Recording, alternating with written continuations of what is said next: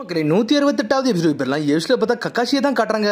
பார்த்தா டம்ப்ளிங் சாப்பிட்டு அப்படி நடந்து வந்துகிட்டு இருக்கான். பார்த்தா அவன் பாக்கெட்ல இருந்து அப்படியே அந்த பெல்லு கீழே விழுது. பெல்ல பார்த்தீங்கன்னா எனக்கு பழைய நினைவுகள் தான் ஞாபகத்துக்கு வந்துட்டு போகுது. என்னடா சம்பந்தமே ஒரு பேட் ஃபீலிங்ஸா இருக்குன்னு சொல்லிட்டு யோசிச்சுட்டு இருக்கான். கக்காஷி சென்சி உங்களை கண்டுபிடிச்சுன்னு சொல்லிட்டு ஒரு சத்தம் வருது. அதான பார்த்தேன் பேட் ஃபீலிங்ஸே இவன் தானா சொல்லிட்டு பர்ட்டோவை பார்க்காம எஞ்சி போய்கிட்டே இருக்கான். அவன் சிரிக்காம போறான். கக்காஷி சென்சி உங்களுக்கு காது கேட்கலையா, நான் உங்களை தான் தேடி வந்து சொல்லி சிரிச்சுக்கிட்டு வந்து நின்றுட்டு இருக்கான். டே பர்ட்டோ நீயா, உன்னை நான் பார்க்கவே இல்லைன்னு சொல்லிட்டு இருக்கான். பார்த்தானா பர்ட்டோ மதிக்காமங்கிறது போய்கிட்டே இருக்கான். எதுக்கு என்னை பார்த்து ஓடுறீங்க, நான் உங்கள்ட்ட சில விஷயம் கேட்க வந்திருக்கேன் சொல்லிட்டு இருக்காங்க.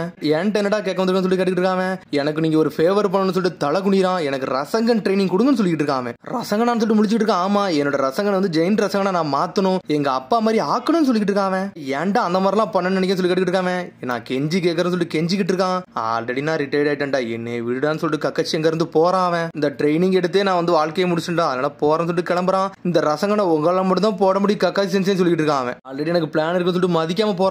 பார்த்தா காலிலே விழுந்துட்டான். எனக்கு ஒரு வழி இல்ல, எனக்கு அண்டி வந்து செஞ்சு கொடுங்க, நான் ஸ்ட்ராங் ஆகணும்னு சொல்லிட்டு கெஞ்சுதான். சுத்தி இருக்கவங்க எல்லாம் பாக்காங்க, இவன் ஏன்டா இப்பெல்லாம் பண்றான்னு சொல்லிட்டு ஃபீலிங்ஸ் எல்லாம் புரிஞ்சிச்சு. சரி வாடான்னு சொல்றான் அவன். ஆனா ஜெயன் ரசங்கள் எல்லாம் முடியாதுன்னு சொல்லிட்டு இருக்கான். அவன் எனக்கு சொல்லி கொடுங்க சொல்லி கேட்டுக்கிட்டு இருக்கான். டே அது முடியாதுடா, ஏன்னா உன்ட்ட 9 tail மாதிரி பெரிய சக்கரம் உன்ட்ட கிடையாதுன்னு சொல்றான். சொன்னோன்னே மிரண்டுட்டான் பர்ட்டோ. ஆனா அதை சொல்லிட்டு மதிக்காம போய்கிட்டே இருக்கான். கக்காய் சென்சே நீங்க கொஞ்சமாச்சும் எனக்கு ட்ரைனிங் கொடுங்க சொல்லி கேட்டுக்கிட்டு இருக்கான். டே ஜெயின் ரசங்கன் முடியாதுடா, பேசாம கிவ் அப் பண்ணிருன்னு சொல்லிட்டு இருக்கான் கக்காஷி. உடனே பார்த்தா ரசங்கன் சொல்லிட்டு கையில ரெடி பண்ணிக்கிட்டு இருக்கான். சொல்றத நீ கொஞ்சமாச்சு கேளு சொல்லிட்டு இருக்கான். சடனா ரசங்கனத்துக்கு கல்லுல ஒரு போடு போடுதான். பார்த்தா சின்னதா ஒரு ஓட்டை தான் விழுது. சடனா பக்கத்துல கக்காச்சி வந்து ரசங்கனை உருவாக்குதான். நம்மளும் வேற லெவல் பண்றான்.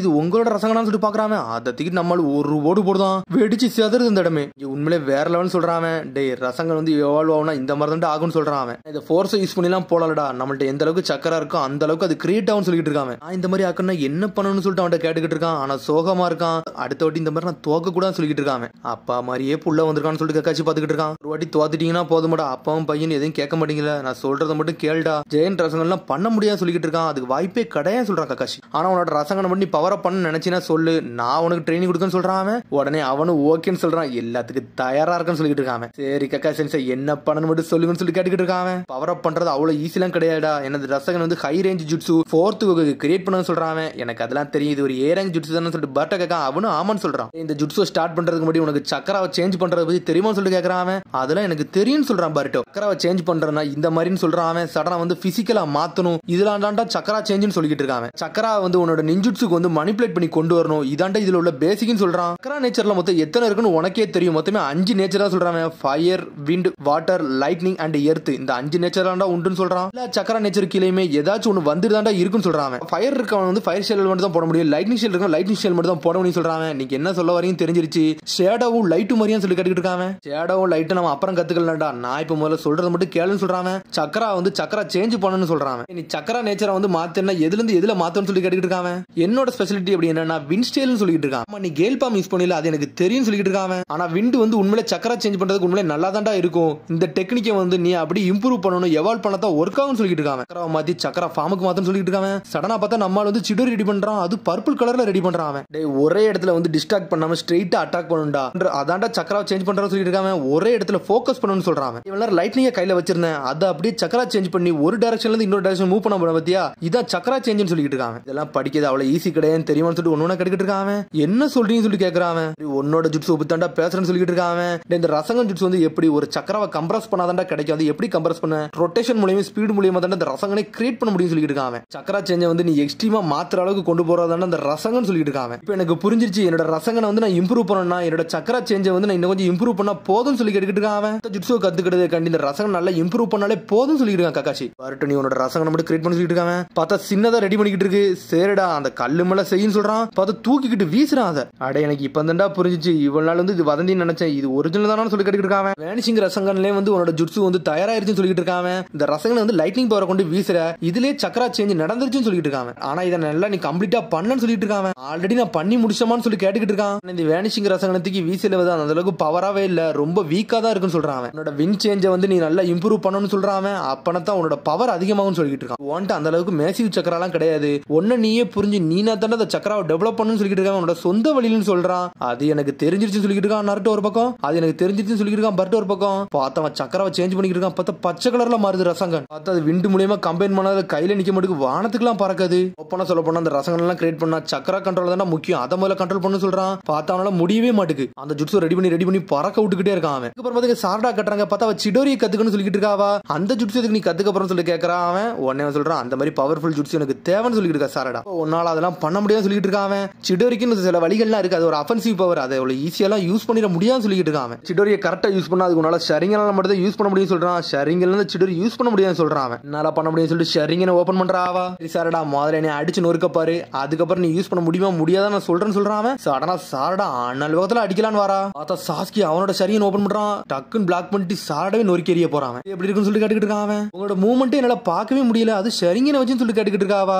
உன்கிட்ட இருக்கிறது வெறும் ஒரு டோம் தான், ஆனா என்கிட்ட இருக்குது 3 டோம்னு சொல்லிட்டு இருக்கான். சிடோரி எல்லாம் வந்து மாஸ்டர் ஆகணும்னா அதுக்கு உண்மையிலே உனக்கு 2 டோம் இருக்கணும், 2 புள்ளி இருந்தா மட்டும் தான் உன்னால இதுல வந்து மாஸ்டர் ஆக முடியும் சொல்றான். சரி நான் அப்ப முரட்டுத்தனமா ட்ரைனிங் எடுக்க போறேன், இந்த 2 டோம் நான் கொண்டு வர போறேன்னு சொல்றான் அவன். அதெல்லாம் முடியாதுன்னு சொல்றான். கவலைப்படாதீங்க 3 டோம் அளவுக்கு கொண்டு வர போறேன்னு சொல்றாவா. உன்னால 3 புள்ளிலாம் கொண்டு வர முடியாது, இந்த ஷரிங்கனை பொறுத்த வரைக்கும் ட்ரைனிங் மூலியமா இது வராது, ஒருத்தனோட எமோஷன் மூலியமா தான் இந்த ஷரிங்கன் வந்து அவைக்கணும்னு சொல்லிட்டு இருக்கான் சாஸ்கி. சொன்னோடனே ஒரு மாதிரி சோகமாகறா. ஆனா கவலைப்படாத, இப்போ உன்கிட்ட இருக்குது 1 புள்ளி, அதான் 1 டோம் தான் இருக்கு, அதுல நீ முதல்ல மாஸ்டர் ஆகும்னு சொல்லிட்டு இருக்காவன். சொன்னோடனே சந்தோஷப்படுறாவா, நல்லா ஸ்ட்ராங் ஆகுவேன் கண்டிப்பா ஆகும்னு சொல்லிட்டு இருக்காவா. லாஸ்ட் மிஷன்ல வந்து அவனுக்கு போட்டிருந்த புல்லட் அட்டாக் தானே உன்னால கண்டுபிடிக்கவே முடியல, அதனாலதான் கடிக்க முடியாம வந்து சாஞ்சி கிடந்தன்னு சொல்லி கேட்டுக்கிட்டு இருக்காம. அப்புறம் இதை டாஜ் பண்ணு சொல்லிட்டு சடனா ஸ்கிரால துறக்காம பார்த்தா அதே மாதிரி புல்லட் மாதிரி அட்டாக் போட்டுட்டான். ஷரிங்கன் யூஸ் பண்ணி தப்பிக்கலான்னு போறா, ஆனா தொழிச்சு எரிஞ்சிட்டு விட்டான். நீங்க என்ன அட்டாக் பண்ணிக்கிட்டே இருக்கு, நான் யாருன்னு காட்ட போறேன்னு சொல்லிட்டு இருக்காவா. உடனே முழிக்கான் சாஸ்கி, இவளை அடிக்கலாமா வேண்டாமான்னு சொல்லிட்டு. அதுக்கப்புறம் பார்த்தா அடுத்த சீனை காட்டுறாங்க, பார்த்தா விக்டர் கம்பெனி தான் காட்டுறாங்க.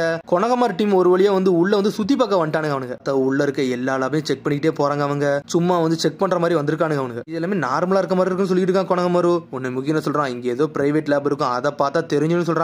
அங்கதான் காசிரா மசல் கண்டிப்பா இருக்குன்னு சொல்றானுங்க அவனுக்கு. விக்டரே ஸ்ட்ரைட்டா பாத்துக்கிட்டு இருக்கானுங்க. உடனே விக்டர் சொல்றான், லேண்ட் ஆஃப் சைலன்ஸ் நீங்க ஒரு மிஷன் கண்டி வந்திருந்தீங்க, அந்த இடத்துல நான் கொஞ்சம் கோவப்பட்டேன், ஆனா கவலைப்படாதீங்க இப்பதான் நார்மல் ஆயிருச்சு சொல்லிட்டு இருக்கான். சரி அது ஒரு மிஷன் தானே, கவலைப்படாதீங்க, இப்ப நம்மளுக்குள்ள ஒரு ரிலேஷனை வந்து டெவலப் பண்ணிக்கலாம் சொல்லிட்டு இருக்கான் கொனகமாரு. லீஃப் வில்லேஜ் கூட ரிலேஷன்ஷிப்பா, அப்பனா இதை கண்டிப்பா ஏத்துக்கிடும் சொல்லிட்டு இருக்கான் விக்டர். டாலு பையில வச்சுக்கிட்டு சொல்லிட்டு இருக்கான் முக்கியம், ஆனா டென்ஷன்ல இருந்துகிட்டு இருக்கான். கம்பெனியோட ரிசர்ச் லேப் பார்த்து எதை பார்க்க வந்தீங்கன்னு சொல்லிட்டு கேட்டுக்கிட்டு இருக்கான். எனக்கு ஆல்ரெடி சில விஷயம் தெரியும், hidden leaf village new medical research lab வந்து தொடங்கலாம்னு இருக்கீங்க, அதுக்காண்டி தானே பார்க்க வந்தீங்கன்னு சொல்லிட்டு கேட்கறான்.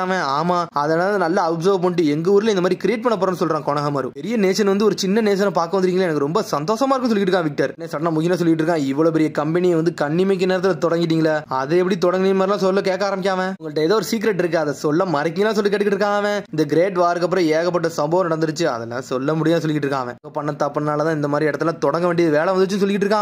உடனே சொல்லிட்டு இருக்கான், லேண்ட் ஆஃப் ஃபயர் ஆகல ஏகப்பட்ட ஆள்களை வந்து நாங்க வந்து இழந்துருக்கோம் சொல்லிட்டு கத்துறா முகினா. கோவப்பட்டதுக்கு நீ மன்னிச்சுன்னு சொல்லிட்டு இருக்கான் கொனகமாரு. நீ வந்து ரொம்ப டயர்டா இருப்பீங்க, முதல்ல ரெஸ்ட் எடுங்க, இந்த டீயை குடிங்க சொல்றான். ஆனா கொனகமாரு முழிக்கான், குடிக்கவா வேண்டாமான்னு சொல்லிட்டு. உடனே விக்டர் சொல்றாரு, எனக்கு புரிஞ்சிருச்சு பாய்சன் இருக்குமோன்னு சொன்னா நம்புறீங்க, அதை நான் முதல்ல குடிச்சு கட்டன்னு சொல்லிட்டு அவன் குடிக்க ஆரம்பிக்கான். அதுக்கப்புறம் அவனும் குடிச்சு முடிக்கானுங்க, அதை நல்லா ஸ்வீட்டா இருக்குன்னு சொல்லிட்டு இருக்கான். இது இந்த கம்பெனி மூலியமா கிரியேட் பண்ண டீன்னு சொல்றான். அப்படியான்னு சொல்லிட்டு முழிக்கானுங்க. என்ன கொஞ்சம் எடுத்துட்டு போங்கன்னு சொல்லிட்டு இருக்கான். இப்ப நாங்க அதை பத்தி எல்லாம் கேட்க வரல, இந்த ஹாசிராம செல்ல பத்தி தான் கேட்க வந்திருக்கோம் சொல்லிட்டு இருக்கான் கொனகமாரு. எதுக்கு உங்களுக்கு தேவைப்படும் சொல்லி கேட்டுக்கிட்டு இருக்கான். எப்போ ஒரு பொருள் வந்து ஒரு மெடிக்கல் எக்யூப்மெண்ட் கம்பெனிக்கு தேவைப்படணும், அதை டெவலப் பண்றதுக்காண்டி தான் நாங்களும் இந்த ஹாசிராம செல்ல வந்து டெவலப் பண்றதுக்காண்டி தான் கொண்டு வந்தோம் சொல்றான் விக்டர். லேண்ட் ஆஃப் சைலன்ஸ்ல போய் எதுக்கு நீங்க சண்டை போட்டீங்கன்னு சொல்லி கேட்டுக்கிட்டு இருக்கான்.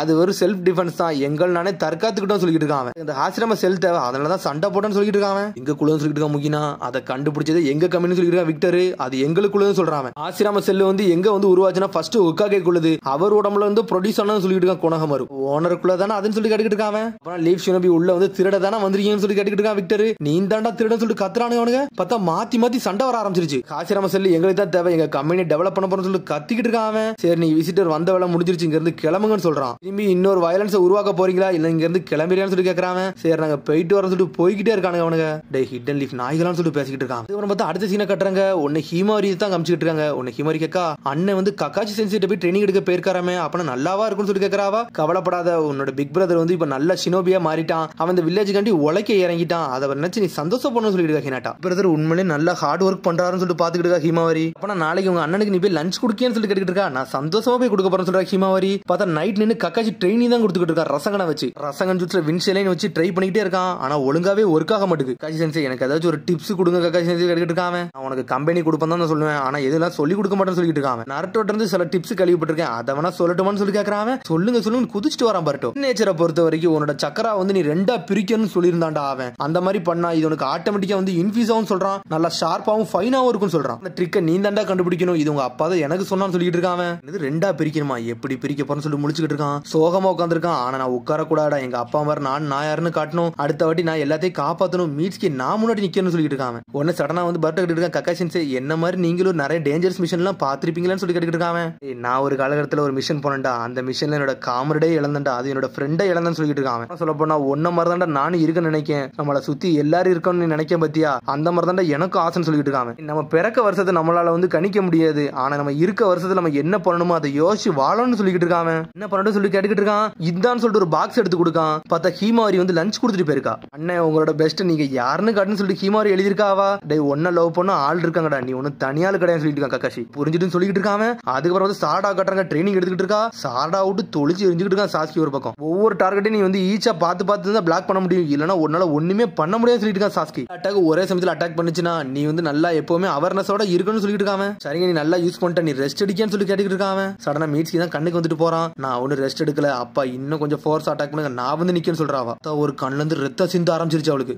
2 மடங்கு அட்டாக்க போடுங்கப்பான்னு சொல்லிட்டு இருக்காவா. சரி உனக்கு நான் ட்ரெயினிங் கொடுக்கணும், திரும்பி எக்கச்சக்கமான பால கொண்டு வராம. பார்த்தா ஆசால்ட்டா ரன்னிங்ல வந்துகிட்டே இருக்கான். இந்த வாட்டி குணை வச்சுலாம் பிளாக் பண்ணி வெட்டி வீசுறா, இருந்தாலும் அடிச்சு வீசுதான் அவன். நல்லா இருக்கேன்னு சொல்லி கேட்கறான். இன்னும் பண்ணிக்கிட்டே இருங்க, நான் ஒன்னும் சோறு அடைய போறேன்னு சொல்லிட்டு இங்கேயும் ட்ரை பண்ணிக்கிட்டு இருக்காவா. சடனா அதுக்கப்புறம் பர்ட்டோ கட்டுறாங்க, சக்கராவை சேஞ்ச் பண்றதுக்காண்டி இன்னொரு ஷேடக்குள்ள இறக்கிறான். நருட்டோ மாதிரி செஞ்சுட்டு இருக்காங்க, சொந்தமா கண்டுபிடிச்சான்னு சொல்லிட்டு இருக்காங்க. பார்த்தா இந்த வாட்டி நல்லா தெளிவா கண்டுபிடிக்கான் பர்ட்டோ. அது லைட் அப்படி ராசங்கன் மாதிரியே சுத்து. பார்த்தா அப்படி வின்ஷியல் ராசங்கன் மாதிரியே சுத்திக்கிட்டு இருக்காது. கிட்டு வீசுறான், அடிச்சு அடியில அது வெடிச்சு செதறுது அந்த இடமே. அதை செஞ்சு முடிச்சுட்டு அப்படியே சாயிரான். பார்த்தா நருட்டோ எப்படி கக்காஷி கேட்ச் பண்ணுவானா அதே மாதிரி பர்ட்டோவையும் கேட்ச் பண்றான். உண்மையிலே லார்ட் ஃபோர்த்தோட ஜீனு தான்டா. நருட்டோ மாதிரி அன்பிரடிக்டபிளா நீனு வரணும்னு சொல்லிட்டு நினைச்சுக்கிட்டு இருக்கான். சாரடா மாசா காமிச்சுக்கிட்டு இருக்கா ஒரு பக்கம். உன்னை சக்கரை ஒளிஞ்சிருந்து பாத்துக்கிட்டு இருக்கா. சாரடா என்ன இந்த அளவுக்கு நீ இப்படி பண்ணிக்கிட்டு இருக்கன்னு சொல்லிட்டு விக்டரா காட்டுறாங்க. லீவ் ஷினோபி நம்ம ஊரை விட்டு போயிட்டாங்கன்னு சொல்லி கேட்டுக்கிட்டு இருக்காங்க. நானும் அதை தான் நம்புறேன்னு சொல்லிக்கிட்டு இருக்காவா. நம்ம பயலோ இன்னும் போவே இல்ல, மேலதான் ஒளிஞ்சிருக்கானுங்க, வாடா உள்ள தேட போன்னு சொல்லிக்கிட்டு இருக்கானுங்க. விக்டரோட ட்ரூ ஐடென்டிட்டியை கண்டுபிடிக்கணும்னு சொல்லிட்டு வேகமா போறானுங்க. பார்த்தா அதோட எபிசோட் முடியுது. அதுக்கடுத்த எபிசோட் சந்திப்போம். மறக்காம சப்ஸ்கிரைப் பண்ணுங்க, ஷேர் பண்ணுங்க, கமெண்ட் பண்ணுங்க, பெல் பட்டன் நாங்க வராங்க. See you, bye.